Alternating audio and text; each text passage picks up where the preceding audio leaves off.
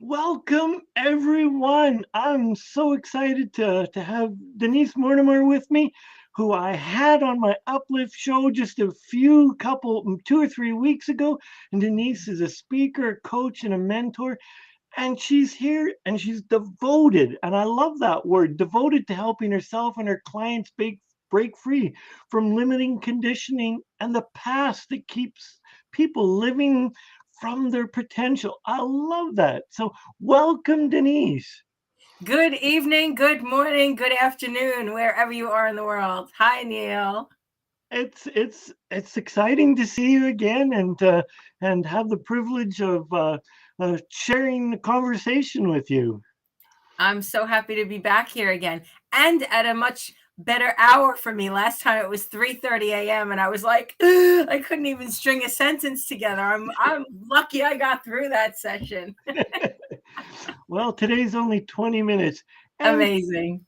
and so if we look back and we take a journey and we look back at the younger version of Denise and ask you to come up with the younger version, the high school, the junior high, or the college Denise, some point in your life you may have had a version of success or not, but when you were a much younger person or a younger person, what was your thoughts on success?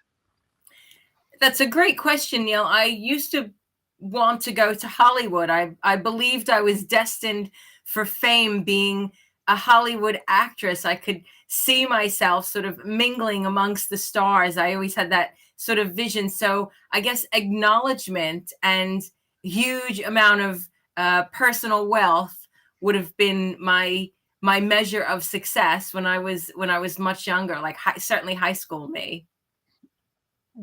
And yeah, and was that an internal or was that a societal view? Like everybody said, "Oh, we need to do this," or did this come from your own senses? I think I was crying out for attention. It was like, for me, it was like, wow, if I was in Hollywood and I was a movie star, that I would have all the attention and all the love and all the adoration. So I think it was about conditioning, really, like, being good enough, being seen. And I'm looking at all the notes on your wall, I am powerful, I am visible, I am enough. And for me, it would have been about being good enough, like proving to society that I was good enough because I was a Hollywood actress. Oh, wonderful. So going back to the or staying with the young Denise, I suspect there was a great deal of pressure to conform and go to go to school, get a good education, get married, have kids, get the car, get was that part of your upbringing, part of your who you were back then? There was certainly society norms that you were going to go from high school to college or straight to university. College was kind of like an interim before university, and then you'd go on to university, and then you would just get a job. You would get some sort of a job. No one talked to us about like having your own business. It was about you were going to get a job, and you'd probably find somewhere to fit in with all that in terms of where you would live and who you would hang out with and the kind of things you would do. There was the American dream. Absolutely.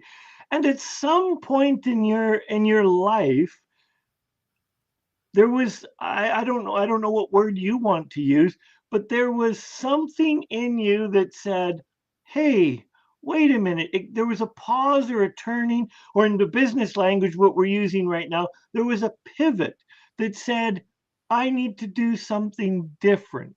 Was there an event around that changed that and had you pivot or change? Oh, without a doubt. I was just finishing college, and the Italian department, like the Italian, because I was studying Italian, having Italian roots, we're going on a trip to Europe. And my father said, "Oh, go, go, go, go." Putting it in context, I was born in New York and raised on Long Island. And my father said, "Here, go, I'll treat you to go," as like almost like a graduation present from college. So went on this trip to Europe, and it just opened up my eyes. We went to, like, 6 major European cities, and then I came back to England. So the turning point was really the travel. It changed my life because I no longer live in America. I live in the UK. Like, that was pivotal. That was pretty pivotal.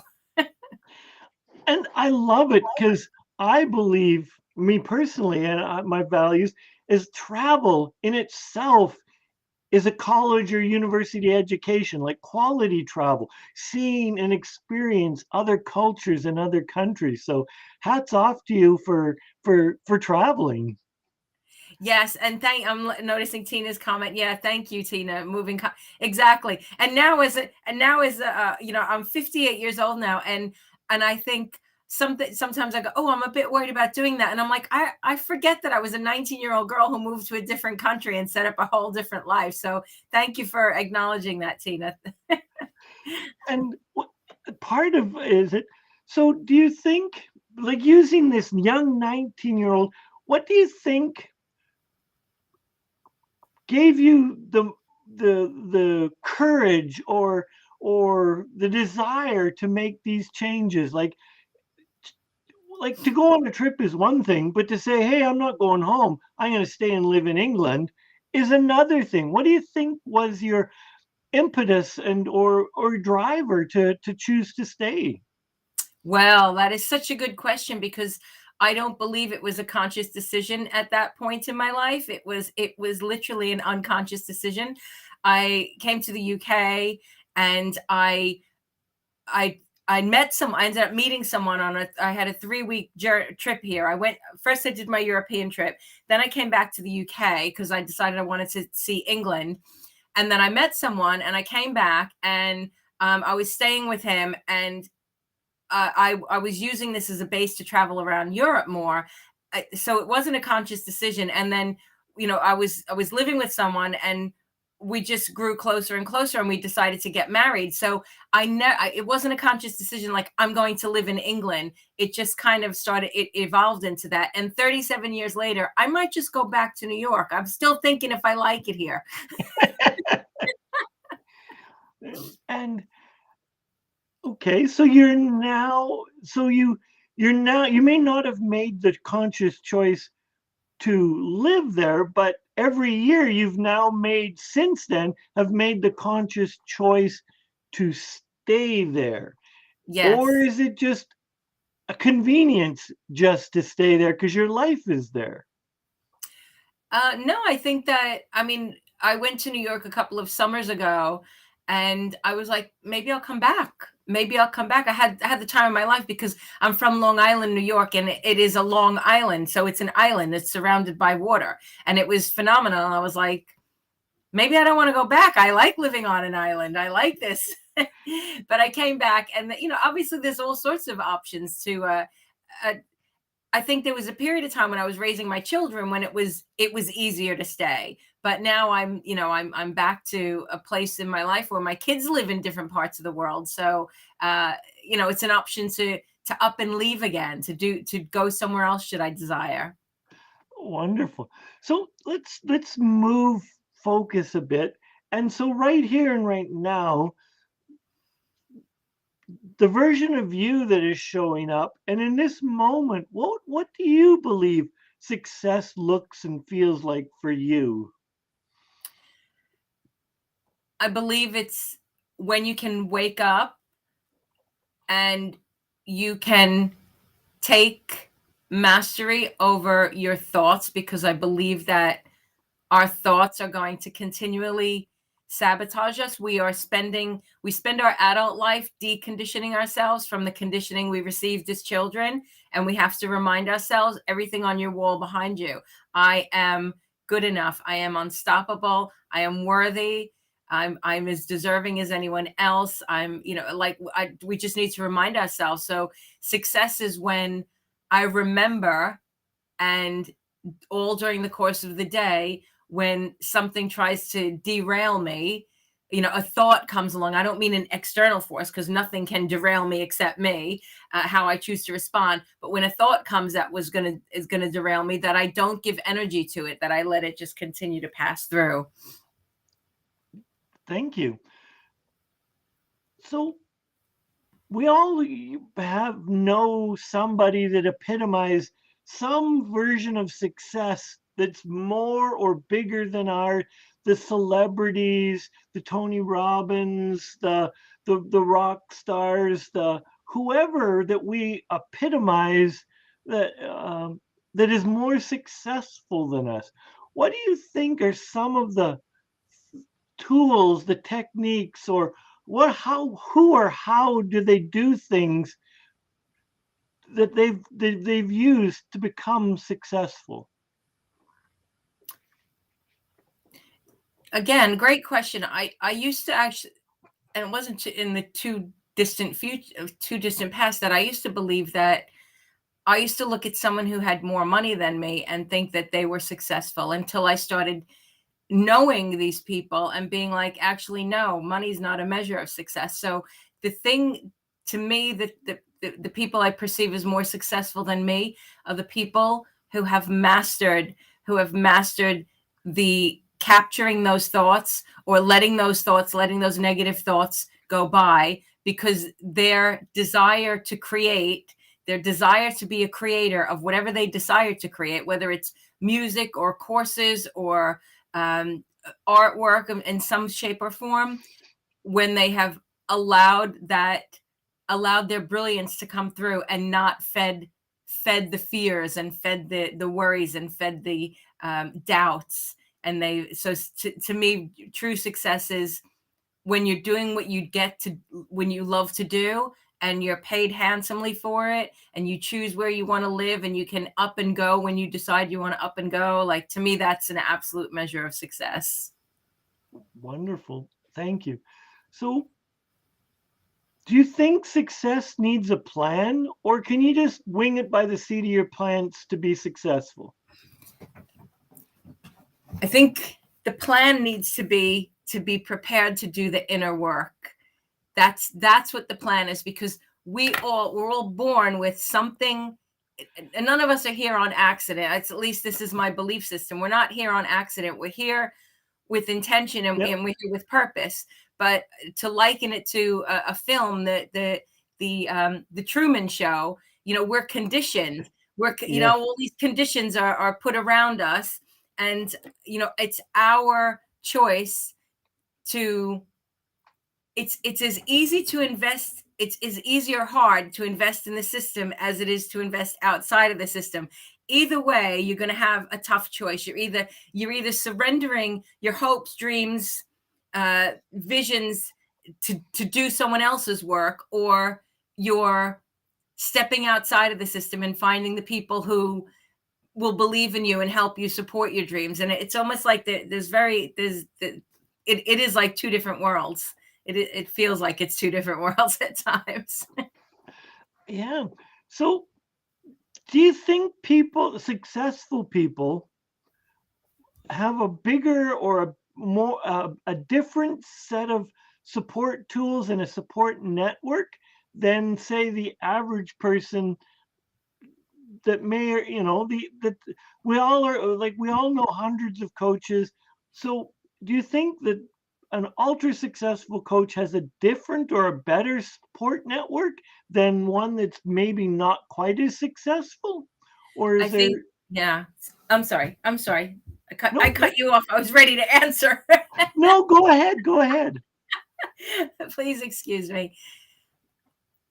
I think they know to surround themselves with the people, authentic people, who are either three levels: someone who's operating at a higher level than them, their peers who are operating at a similar level, or the people whose hands they're holding and pulling up to that. So the successful people are going to know who their people are. They're going to know by their energy, because everything is energy, isn't it? They're going to know by their energy who their people are. They're going to keep company with the right people. They're going to take the action that keeps them in an aligned place.